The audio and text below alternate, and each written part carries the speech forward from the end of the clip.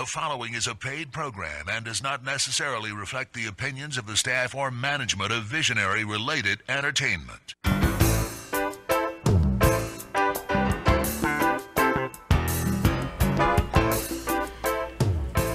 Aloha and welcome to Maui Nonprofit Notes, where each week you'll find a stalking story with Maui's nonprofit executive directors and their staff to find out how they're working to support those with needs within our community. Maui Nonprofit Notes is generously sponsored by Pacific Source. If you're building or remodeling a home, please stop by Pacific Source's Cabinet and Appliance Showroom located in the Waikapu Bayshard. I'm Susie Tiemann, Executive Director of Lokahi Pacific, and your host for Maui Nonprofit Notes. For those of you who may be listening to this show for the first time, each week during this hour we share some of the experiences of our nonprofit agencies and just how they're changing lives, changing communities, and creating miracles of hope for those with needs. Today we have kind of an interesting show that kind of veers off of the usual people with needs theme that many of our agencies have, and we're going to be talking about how to expand your horizons. Wouldn't you say that's fair?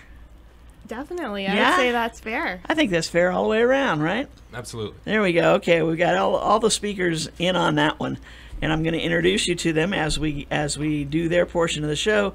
First, we've got Lana Coriel. Coriel, you got it. Coriel, close. Program and Exhibitions Manager for the Hui No Iao. And we have Erin Wooldridge, who is the Development, Marketing, and Membership Manager for the Hui. Hi. Hi. Thank you so much for having us Hey, today. thank you for coming on board.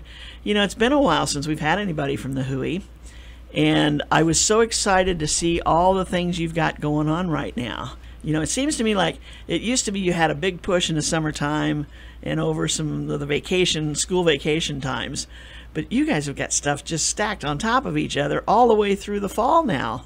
Yes, we do. We actually just released our fall schedule of classes. So we did our big summer push. We're still doing that, but we've added quite a bit of extra things going through the fall, and it's just we're wonderfully busy at the Hui. There you go. That's great. Now, the classes that you've got all ages? We do. So the Hui is a nonprofit visual arts education organization. We're located up in Makawao, and we offer classes for all ages starting at age 2.5. That's our first beginning class called Tiny Hands. It's a parent and child class and goes all the way up through adults. So at any age you can start participating or continue participating in the visual arts at the Hui. Starting at 2.5, that's got to be wonderful to watch. It's amazing. Yeah. So parents bring their kids. They stay there with them, and get to watch what they're doing. They don't interfere. No, the parents are actually engaged with the child. Oh, they are. The projects that they do in Tiny Hands, they're designed to have an interaction between parent, child, the art medium, and the teacher. So it's really a great program for families to explore the arts together. Interesting. Mm-hmm. And so if you're over 5, but you can't be a part of it.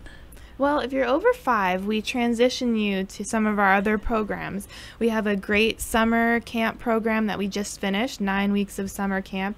We also offer camp on the other school breaks. It's basically a day camp, full day of art activities, painting, drawing, some creative movement. This year we integrated a little bit of musical activity, just really everything that you could imagine artistically we've got going on in our camps, and you can start those at 5 years old.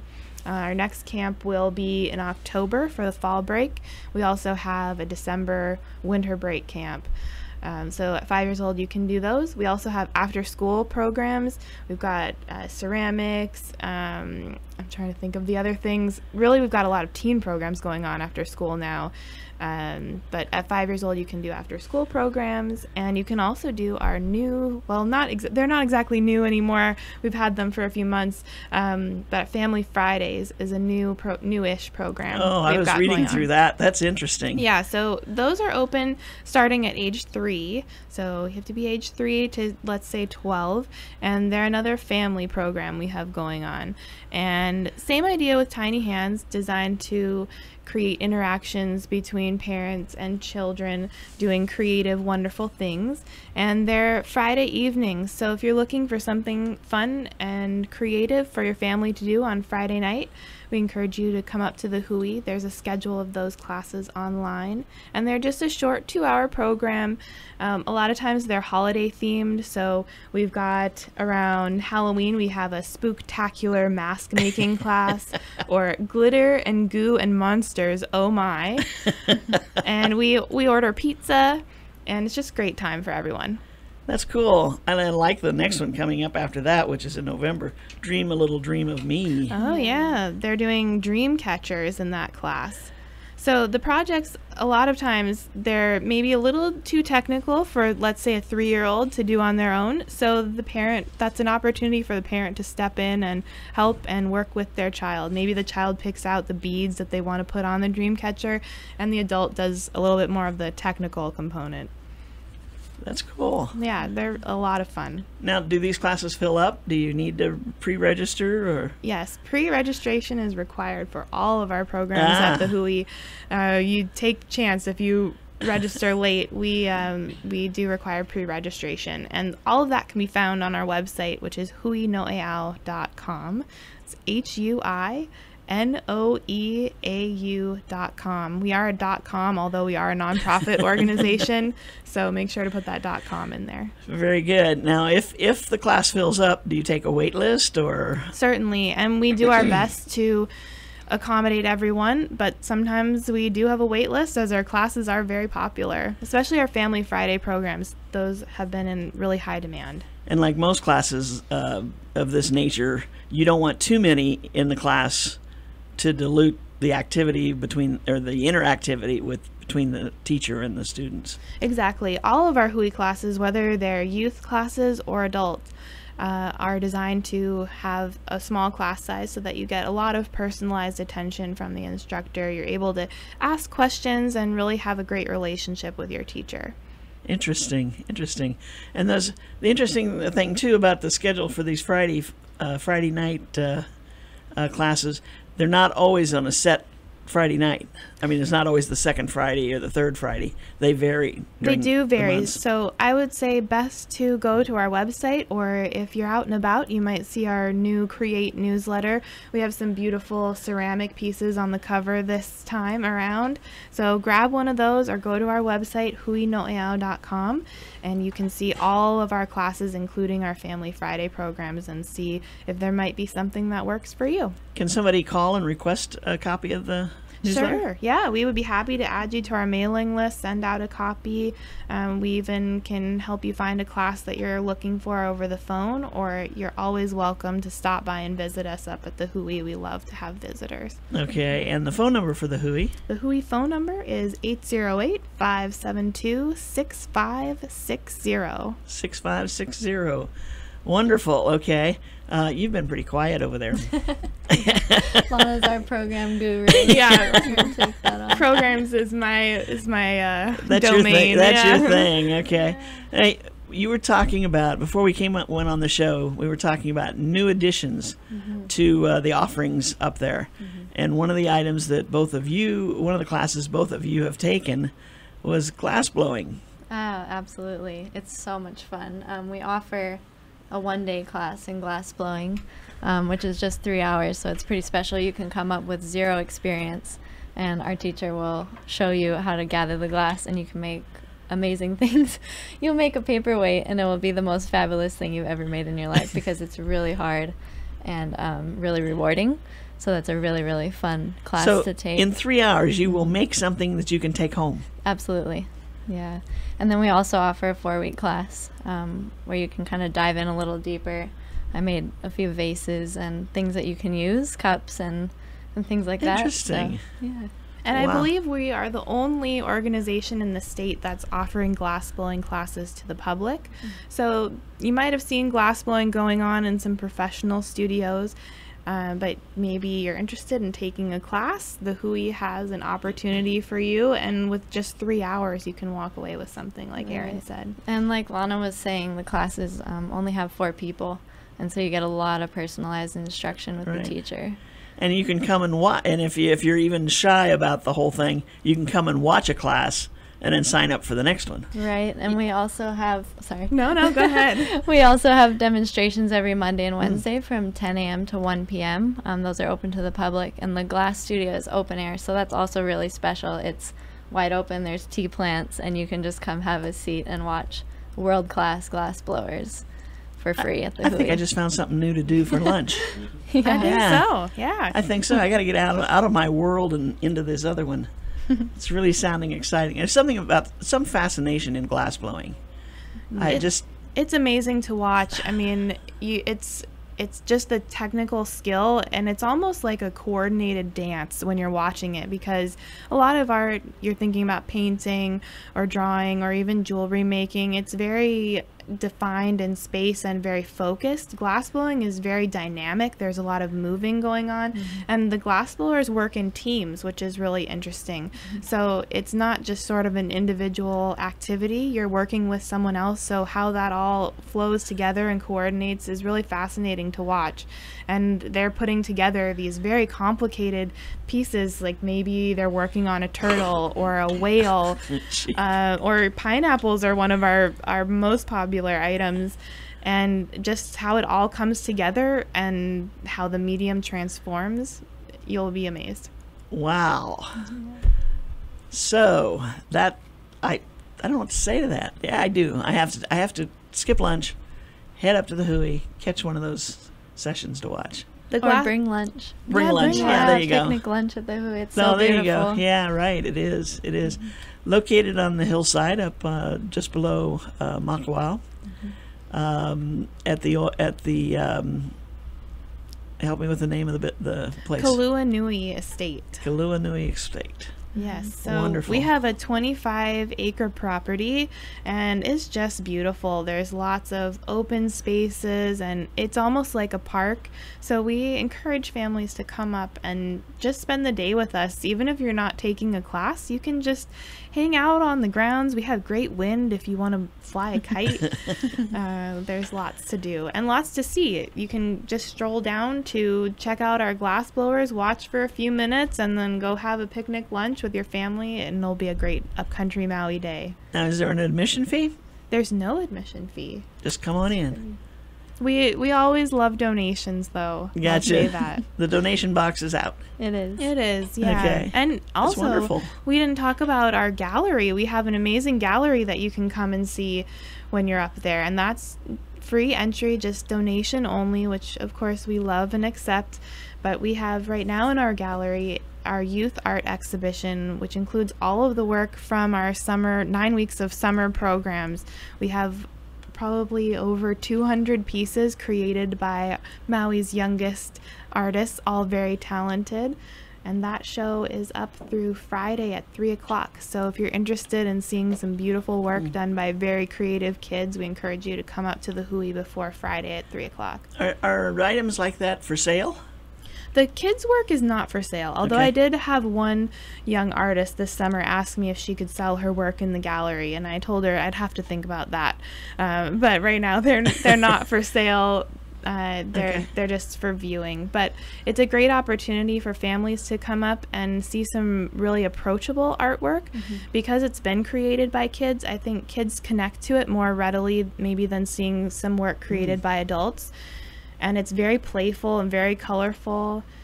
A lot of adult artists have been saying it's been very inspiring to them to see the work, because it kind of frees you up. You get to be like a kid again and think like a kid, put yourself in the mind of a kid. And so I think it's a great show for everyone to see. Interesting. And so the families that come and view it, there may be some more potential artists in their families who didn't come to this session or this camp and can come to the next one and express themselves. Right. Exactly. Wow. Gives you an idea of what kind of activities go on in our summer camp. Yeah, interesting. We got to take a short break. We're going to be back in just a minute. Aloha from Pacific Source, and thank you for your support over the years. Pacific Source has offered more of what builders and homeowners value most in building materials and cabinet design. We've done this by offering superior customer service and products, as well as by designing kitchens and baths that are intelligent and elegant while staying true to your vision and budget. Visit our showroom in Waikapu in Central Maui, where we display a variety of cabinets as well as top-name appliances like Sub-Zero, Wolf, Viking, KitchenAid, and more. We display countertops, tile and wood flooring, and several brands of windows and doors, including Fleetwood multi-slides and La Cantina folding doors. Come in and talk to our designers about making your dreams become a reality. From concept to completion, we really believe our attention to detail and superior service are what sets us apart. Let us show you what we mean. We are a Pacific Source at 515 East Oahe Way in the Consolidated Base Yard in Waikapu, just off Waiko Road. Call us at 986-0380. That's 986-0380, or look us up online at packsource.com.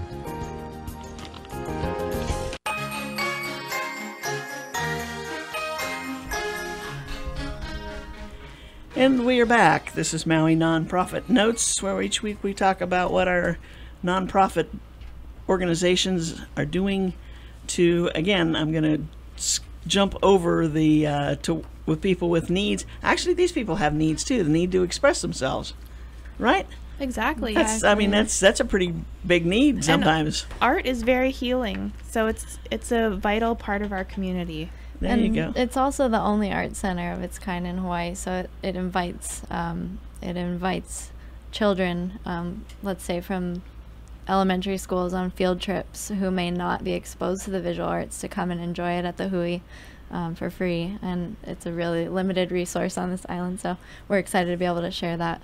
So the schools send groups of kids over in a bus and spend the afternoon looking around? And yes, we had a foundation support a program for preschools this past year. And so preschool children were able to come and take art classes at the Hui in the morning and walk through the gallery and enjoy the grounds. So that was really special. And then we also have high school field trips, I think. Yeah, we're open to doing field trips for all ages. Mm-hmm. So that's a great way of getting children exposed to the arts, exposed to the Hui, and we just love to share it. Cool. We're talking story with Lana Coriel. Hello. Where'd I get the Coriel? And Aaron Wooldridge of the Hui Nuiao. It's so easy to say it wrong. It is. We have a lot of vowels in our name, so, it's okay. We just go by the Hui. Hui. Mm-hmm. The Hui. Everybody knows it, okay? So now you've got a couple of things coming up that we want to make sure we call everybody's attention to. Mm-hmm. One is your new exhibit. Yes, we have a fantastic new exhibition that's coming up. It opens on September 4th. And it is our Malama Vau Akua exhibition. We're really thrilled to be collaborating with East Maui Watershed Partnership for this exhibition. It's been going on for 10 years at Viewpoints Gallery. It's moving to the Hui this year, and we're just thrilled to be able to create this connection, and we have classes that are related to the exhibition as well. But right now we're really focused on the gallery, and the artists are able to bring work on August 24th. So that's this coming Monday. If you have any work that's themed with native species, you're welcome to submit your work on August 24th. And basically the entire concept for this show is to focus on the value of native species. So we're looking for work that focuses on species native to Maui Nui, I should specify, not just native to Hawaii. So that means Maui, Lanai, Molokai, Kaho'olawe. Anything that's native, plant or animal species, can be the subject of your work. And it's a great educational opportunity to raise awareness about the value of these species through the visual arts. Interesting. And what goes along with this exhibition? Oh gosh, so much goes along with it. Absolutely. Jump in. Yeah, so we have a Talk Story Thursday program that will be happening throughout the exhibition, where we bring in East Maui Watershed Partnership has been so great in coordinating these wonderful speakers for Talk Story Thursdays. Those will be happening throughout the run of the show, which is September through October. And you can check huinoeao.com or malamavauakua.org for those details. And we have also a family day that's happening for this exhibition, and a jurors walkthrough that's happening on the opening. So that'll be a great opportunity to get an inside look at why the jurors, our wonderful jurors, selected the pieces that they did. And I should mention our jurors. They're Denby Freeland Cole, who's a watercolor artist and also works with COPPA, and Keahi Bustamante, who works with Word Haleakala Watershed Partnership. So we've got an arts and conservation collaboration to jury this exhibition. I think it's going to be great. Should be. It's going to be spectacular. Yeah, you look like you're ready to say something.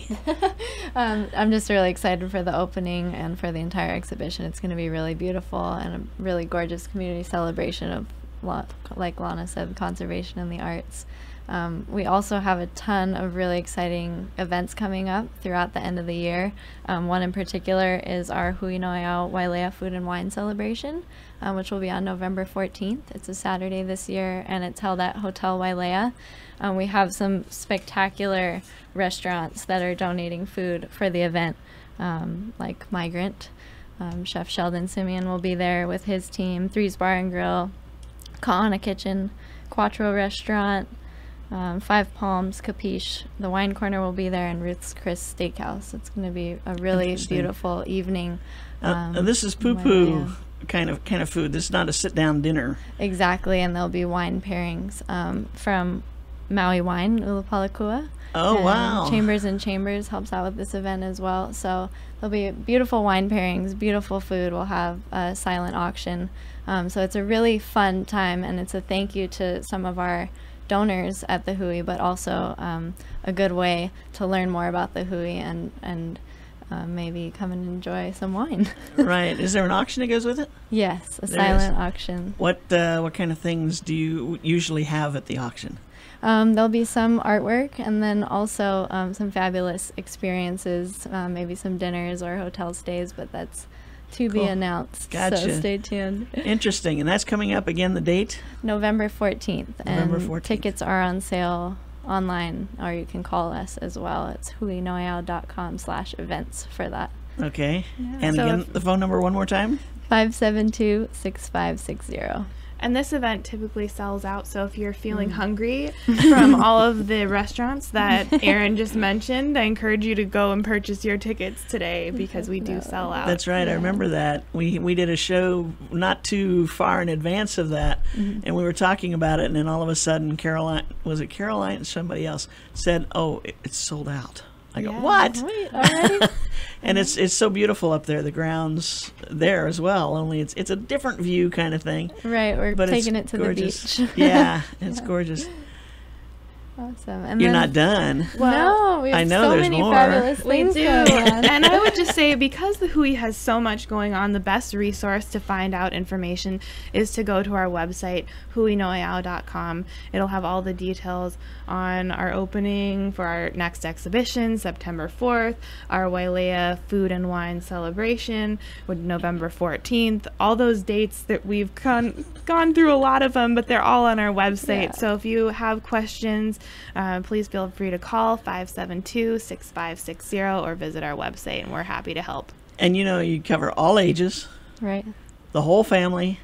There's something for everybody at the Hui, right? There is. And it's Truly. just and I got to congratulate you, because your website is up to date. Oh, good. I'm so glad. Yes. We work very hard to make sure that our website is up Yeah. to date. So often you get to something where they have a lot of events going on, and they don't move them. And so it starts with the beginning of the year and goes down through it. You kind of have to, at this time of year, you got to go through half of it to get to what's left, right? I mean, you take them off the top when they're done and drop them down into the bottom, what's already happened kind of thing. Oh, we've got Lana giving Erin a pat on the back Yeah. for that one. Our staff really tries to make sure that everything is up to date and accurate and a good source of information. And actually, since we just released our fall schedule, it's all there. You can see if you're a beginner, if you're more advanced, we have something for you. We've got a great series of visiting artists coming up. I'm really excited. There's a silver clay artist coming from the mainland, so it's almost like jewelry and ceramics in one. It's really exciting, so check that out if you're a jeweler. or even a potter. We just have a lot going on. So please visit our website, call us if you have questions. We're happy to help. Now, the folks who teach most of these classes, this is what they do. Right. We have some amazing teaching artists. J.B. Ray in jewelry, for example, has been teaching at the Hui for over 30 years and been teaching jewelry for much longer than that. So we're really lucky to have some amazing teaching artists. I mean, they're not just people who, when you say we need a teacher, they put their hand up and say, well, I can try. Right. These are people who really know what they're doing, and so you're learning from the best Absolutely. that And Maui has to offer. They really care about their students too. It's not just a job for them. There's this spirit of giving and sharing that is really what the Hui is all about. It's a community center, and we just love our teachers. They're so generous with their information and their skills, and they've spent years and years and years, in some cases, honing their craft, and they're so willing to share with students of all levels. Even if you've never done anything creative before, there's a class for you, and our teacher will be willing to guide you through that process. Sometimes it's a little scary to try something new and step out there, and you may think, oh, I'm not very creative, but you get in there and there's somebody that's supporting you and encouraging you and telling you that you can do it and showing you the way. So our classes and our teachers are just wonderful. Brings out the hidden artist in you. Absolutely. And if you like what you hear and want to support the Hui, There you go. we're a membership-driven organization. Membership has many, many benefits, including class discounts and things like that, but also just to support the organization. We really appreciate any memberships or donations that come in. Terrific. Lana, Aaron, thank you so much for being here today. Thank you Thank so much you. for having us. You've given everyone so much to think about. I hope Wow. so. I Yeah. hope we see a lot of friendly faces at the Hui. We're just below Makawao, so come stop on by and see us. You got it. Very good. Thanks. Thank you. Again. Okay. Thank you. We're going to shift gears, kind of, but again in the artistic realm. Poetry's artistic, right? Absolutely. I mean, I don't know about the palm trees, but we've got Jason Denhart, who's the executive director of the Merwin Conservancy, with us. This is the first time for the Merwin Conservancy to be on the air with us. They joined the nonprofit directors organization earlier this year. Mm-hmm. And we're glad to have Jason with us to tell us what's going on out there. And for those who aren't familiar with what is the Merwin Absolutely. Conservancy, what is its point, and who is it? Sure, exactly. Thank you. Well, I appreciate the time today. W.S. Merwin is one of our nation's most beloved poets. William Merwin is a two-time Pulitzer Prize winner for poetry. He's a former United States Poet Laureate, and he spent over 40 years, or nearly 40 years, here on Maui, also planting palm trees. So he is one of the most widely read and distinguished poets of our time, and he has created a body of work that is second to none in the poetry world. But also during that time period, over the last 40 years living on the North Shore, he has been a palm enthusiast, and he and his wife have planted what has become one of the largest, most important, and most extensive collections of private collections of palm trees on the planet. And the Conservancy was founded in 2010 to advance and preserve Merwin's legacy, both his palm forest and his poet's home, for future generations, for poetry retreat and environmental study, and to save and preserve this amazing collection of palm trees. Would it be tacky to say he's Maui's version of Johnny Appleseed? I think he's Maui's version of Henry David Thoreau. Oh, okay, there you go. And or maybe both. Yeah, and absolutely. And so, I would say he's Maui's version of Henry David Thoreau, and the Merwin Conservancy is Walden Pond. Oh, there you go. And the palm collection has informed his poetry, and the poetry has informed the palm collection, and it is a very, very special place. And we're happy to be advancing and preserving his legacy and saving this amazing collection for future scientists and botanists and horticulturists to study the palm species right here in one place. Now, at what point in his life did this become something he wanted to do? I mean, obviously a great poet. Mm-hmm. He's got all the honors going for him and could just continue on that without getting involved in anything new and different. Kind of quietly back there in haiku. Right. building up his palm forest. What prompted all this? Well, he's certainly one who believes very deeply in giving back to Mother Earth and in environmentalism and conservation and ecology. At a very, very early age, he became interested in the natural world and humans as part of the natural world, not separated from it. And he tells a story of back in his early years of being having a dream or a vision of finding a piece of destroyed land and restoring it. And so that's really what he did. He came to Maui in the mid to late 70s and found this piece of property out near Haiku that had been previously a failed pineapple plantation. These guys were horrible farmers and didn't know what they were doing and really destroyed the land. And after a couple of growing seasons of very unsuccessful farming, they walked away from it. And to the extent of they plowed, it's a very steep valley into the Piahi stream. They plowed their rows and planted vertically instead of horizontally. And so when the rains came, it just washed all this great topsoil down into the Piahi stream valley, and away it went. And so it was literally destroyed land that was listed on the county record books of Maui and agricultural books as wasteland. Would probably not support any agricultural growth anymore. But so William said, this is the place. I've always dreamed of finding a destroyed piece of land and restoring it.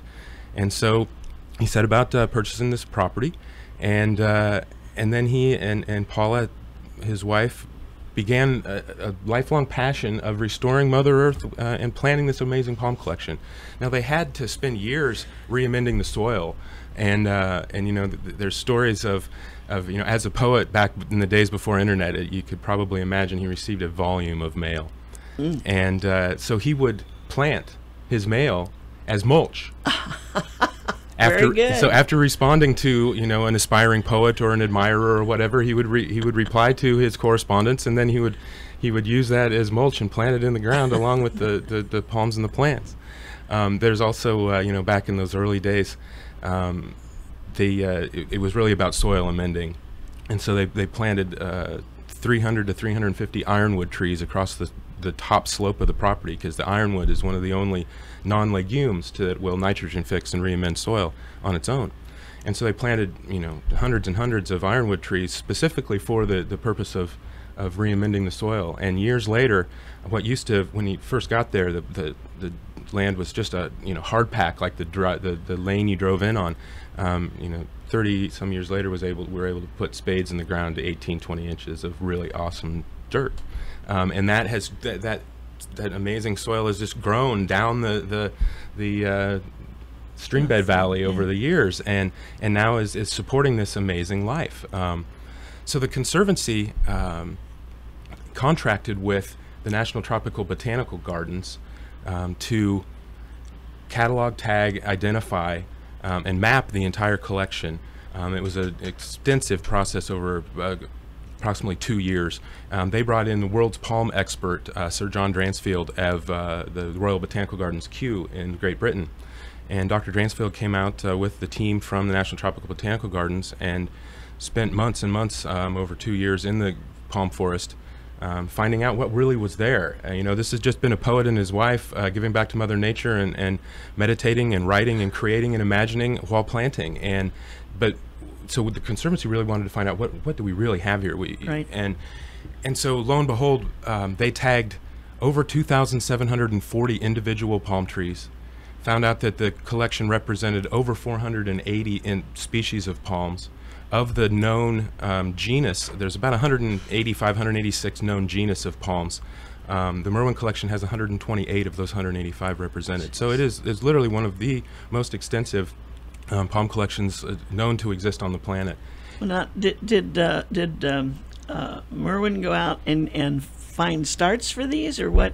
How did he get the palm trees? He learned how to grow palms from seed, which is very difficult. Seed, okay. So it's a difficult process, but then he also had a group of friends and palm enthusiasts from around the world that kept in touch with each other. Sure. and traded seeds and so forth. And he started with the native Hawaiian perchardias the native Hawaiian palms of the Prochardia genus, and found that unlike some of the other species that he had been trying to plant out there, they would grow.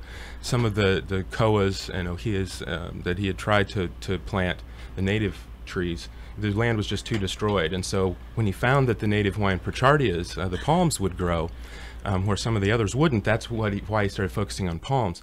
And then realized that there are a number of palm species that are endangered in their native environments or going extinct in their native environments. And so he then started sourcing from around the world to help save some of these species from extinction.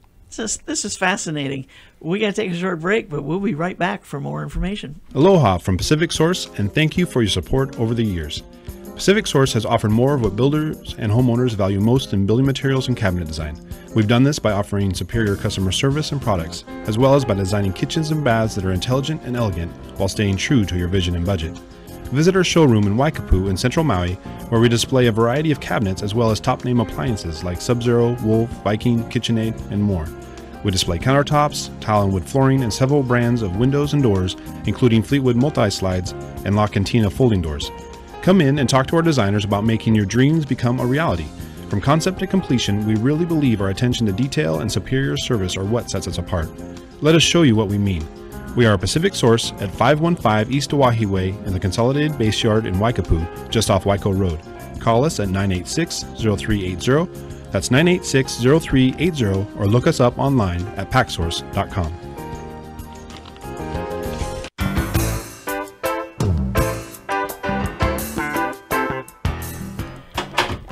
And we are back. This is Maui Nonprofit Notes, the weekly radio show where we talk to our executive directors and their staff about what they are doing within the island of Maui, the county of Maui Nui, to help folks in need. And today we've kind of gone off on a little different venture here.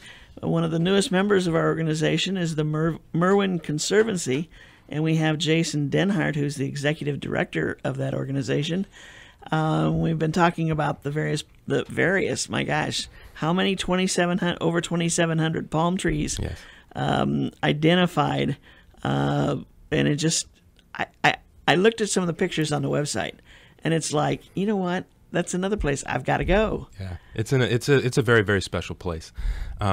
We were talking before the break about the National Tropical Botanical Gardens and their taxonomic study of the collection that has now informed us what we really have out there and what William and his wife Paula have created out there.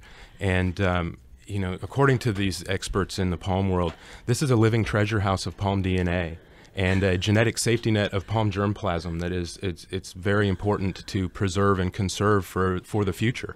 What we know today is 80 to 90% of the world's biodiversity exists in tropical and subtropical regions. And today, over almost 1/3, or maybe a little more than 1/3 of all tropical and subtropical species are either threatened or endangered with extinction. Wow. And the palms have been around for 90 million years. They're a keystone species in these tropical and subtropical environments. And so it's very important that when something like this has been created, representing 128 of the known 186 genus all in one spot, 2,700 2,750 or more trees, that it's extremely important to conserve a collection like this for the study of the species and for the protection of the biodiversity on our planet. And to not just preserve these, but I assume they're going to still continue to collect more. Exactly, we are. So it's a 19-acre property, and I'd say maybe 9 or 10 acres, maybe a little more than 10 acres has been planted. And so we have another half of the property that we can continue filling with palms. And that is the intention and one of the missions of the Merwin Conservancy is to expand this amazing palm collection that William and Paul have created.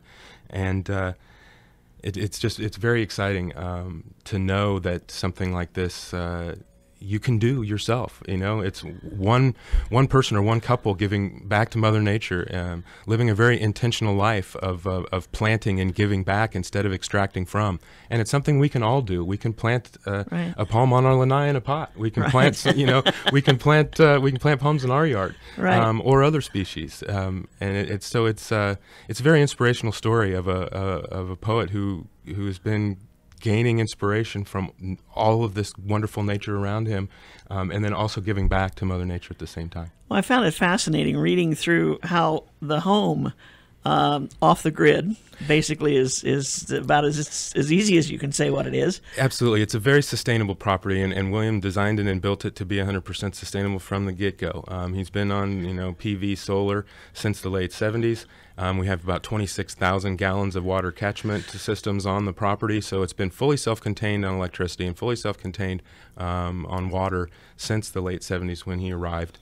And like I said, it's just an extremely special place. That was, he designed and built by hand with friends the home that they live in, as well as all of the structures on the property, the garden sheds and so forth. And it's as sustainable as we possibly can make it. We have bio piles strategically stationed around the property, as you know, with palms. They shed a lot of fronds and so forth, and so we have gardeners that pick up those fronds and keep the place clean, and then they put them in these strategically placed bio piles so that when the next round of planting and potting is occurring, we're sourcing the soil for the new starters and the new plants and the new seeds that are going into the ground. We're sourcing those from the bottom of the biopiles. So everything is, the new dirt is created from the fronds that are breaking down from the old palms. And so we keep 100% sustainable on the property. You won't see a truck hauling stuff to the dump from there. That's correct. That's absolutely correct. And as I mentioned, it's very important to save and preserve collections like these. So the Conservancy works with the Hawaiian Islands Land Trust here locally, with a conservation easement that we placed with the Land Trust in October of this year. So the Merwins and the Conservancy and the Hawaiian Islands Land Trust all partnered together to place this conservation easement on the property in October, which will prohibit any development of the property in the future and save and preserve and conserve through that easement these palms in perpetuity. And then the Merwins obviously had a vision of wanting to save this place as well, and so they have very generously signed a binding pledge agreement through their will and estate, so that when they're unfortunately no longer with us, the entire collection and the land and their home will be donated to the Conservancy, so that we can then turn the property into a place of botanical study and retreat.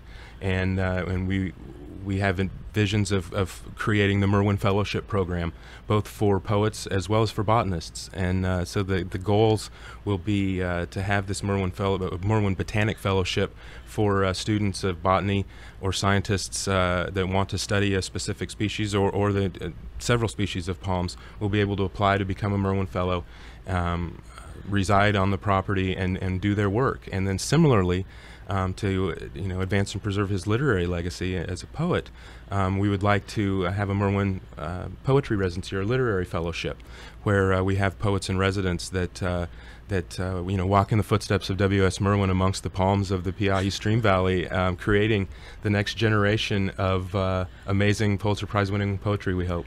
And so it's an interesting mission for the Merwin Conservancy. It's part literary and poetry preservation. It's part palms and planting and conservation, environmental conservation, and it's also very place-based as well.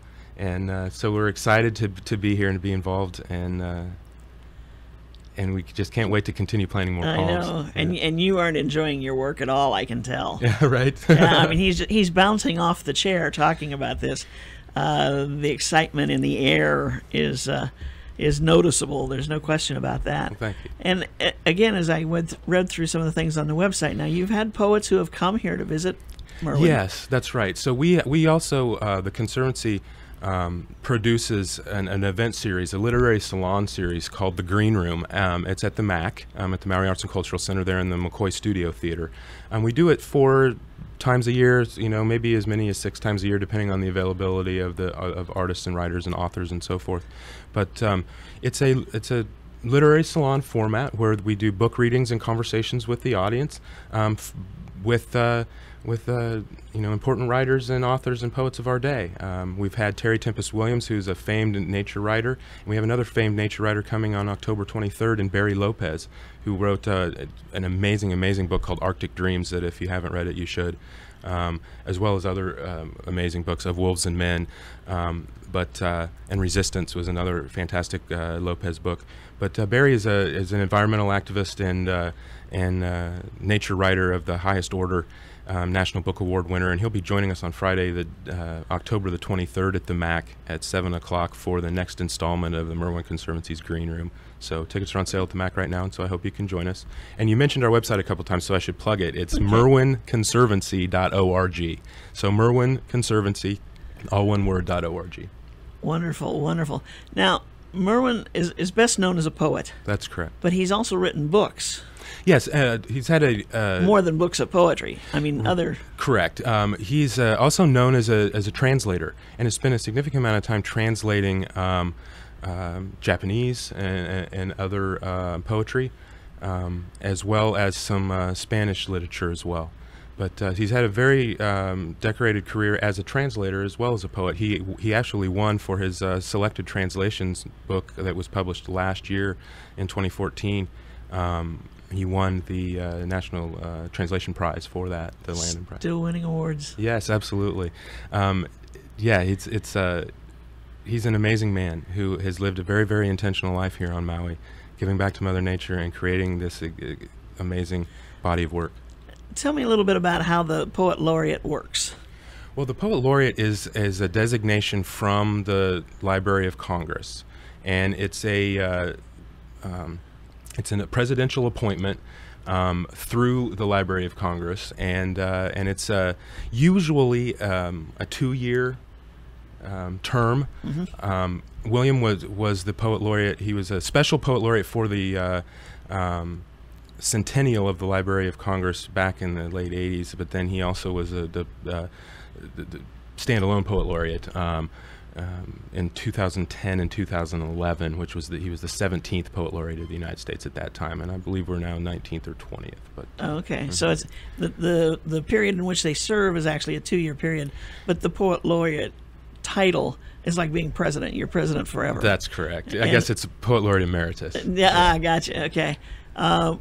Being 17, I mean, that's quite an honor. Oh, absolutely. I mean, that's unbelievable. Most absolutely. Yeah, he was. The Library of Congress does not bestow these honors, lightly, and right. So it's definitely a small group of folks. Right. Interesting.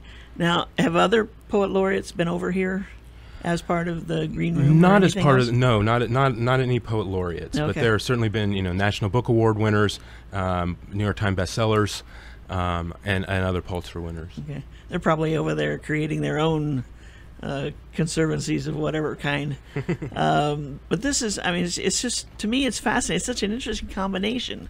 The palm trees and the poets, the poetry, and the books that he's written and so forth. And I assume that his wife has been right there next to him through the whole thing. Most absolutely. She tells stories of actually when they were done eating meals, back in the early days of planting palms, in the dry seasons, they would, when they finished their meal, they would source the dirty dishwater and hand carry it out and hand water the baby keiki palms in the dry season to make sure they didn't die. Wow. It was absolutely a labor of love on both of their behalves. I hope that he is enjoying the labor of love that he's taken on. Oh, most absolutely. He still spends time in the garden on a daily basis, and still, sits on the lanai and listens to the bird songs and the wind through the palms. And honestly, he gets out as much as possible at 88 years old now, and to plant as well. Really? Yeah. Really? Now you've got a full staff, obviously, taking. Well, there's a team of gardeners that take care of the property. And there's a gentleman named Olin Erickson with Mauiscapes LLC that has been Mr. Merwin's head gardener for about 12 years now. So Olin knows that place like the back of his hand and is a great palm steward and a great palm enthusiast in his own right. And so Olin's team of gardeners are out there helping the Merwins and the Conservancy with all of the gardening efforts to keep the collection going and expand it as well. Now, is this open to the public? It is not currently right now. Okay. Now, we do have some limited private access at the Merwin's invitation or the Conservancy's invitation for palm societies, garden clubs, and other interested outdoor-oriented organizations. You know, our partners at the Land Trust certainly have a lot of conservation folks, and we've brought a little tour of the Land Trust team out there since they're helping us conserve it. We've certainly had some garden clubs, and this weekend we'll have the largest, or one of the largest, chapters of the International Palm Society is the Hawaii Island Palm Society over on the Big Island, and so we're welcoming some members of the Hawaii Island Palm Society from the Big Island over this weekend to tour the collection and say hello to William. And there've been folks that he's kept in touch with over the years and has traded seeds and things with over the years, so they're excited to say hello and see it. But it's been the Merwin's private residence this whole time, and it continues to be their private residence, and so we do try hard to maintain their privacy, and are very appreciative of their generosity to donate all of this to this nonprofit organization when they're unfortunately no longer with us. But until that time, we are maintaining the privacy of their home, and letting them still commune with Mother Nature and plant palms as they wish without the intrusion of us. And but at the same time, they understand that it is such a resource that for scientists and botanists that we do open it to scientific study and so forth for the for students and horticulturalists and botanists, from around the world. If they want to come in and check it out, we certainly, let them sample some palm DNA for their projects and their scientific studies. But as far as, general public access, no, not yet. So the best way for people to get a picture of what's going on out there, I know there's some artists have been invited in to do artwork of the palms. That's correct. There's been some local photographers and artists. Gwen Arkin, that actually works out of the Viewpoints Gallery or displays the Viewpoints Gallery, has done a lot of photo work and photogravure work out in the garden. And we do have some artists at work programs, and so if somebody is interested, they can contact us through our website at www.merwinconservancy.org. And but we will, as time goes on, it will be open more as time goes on when the Conservancy takes over. And we do plan to create a sanctuary for poetry, arts, environmental education, reflection and study. So the future is bright. Absolutely. Thanks to W.S. Merwin. That's correct. Wonderful. Well, thank you for your time. Thank you, Jason, for sharing that with our listeners. Maui Nonprofit Notes is sponsored as a community service by Pacific Source, the builder's choice. Give Paul and his staff a call at 986-0380 or stop by their showroom in the Waikapu Base Yard, located on East Oahu Way, to see how they can help you with your building project. The Maui Nonprofit Directors Association's mission is to provide personal and professional support to nonprofit executive directors, their organizations, and the community of Maui. Please visit our website at mauinonprofit.org for a list of member agencies. If you see an agency listed there that you'd like to find out more about, please go to their website and check them out. Today we visited with folks from the Hui No'iau and also from the Merwin Conservancy. What a combination. I mean, this was fabulous. There's so many things out there that many of us don't even think about that are going on in our own backyards, and so easy to go see and be a part of. We want to thank everybody for tuning in. Don't forget to join us again next week right here on Wednesday at noon on KAOI Radio, 1110 AM, 96.7 FM, and 96.5 FM on the west side. Join us when we feature representatives of two other agencies or two more member agencies of the Maui Nonprofit Directors Association. Until then, I'm Susie Tiemann, Executive Director of Lokahi Pacific, and your host for Maui Nonprofit Notes. Again, be sure and check out the Hui No'iau's website and the Merwin Conservancy website to see what they're up to. Thanks for joining us today. Have a great week, everyone. Aloha.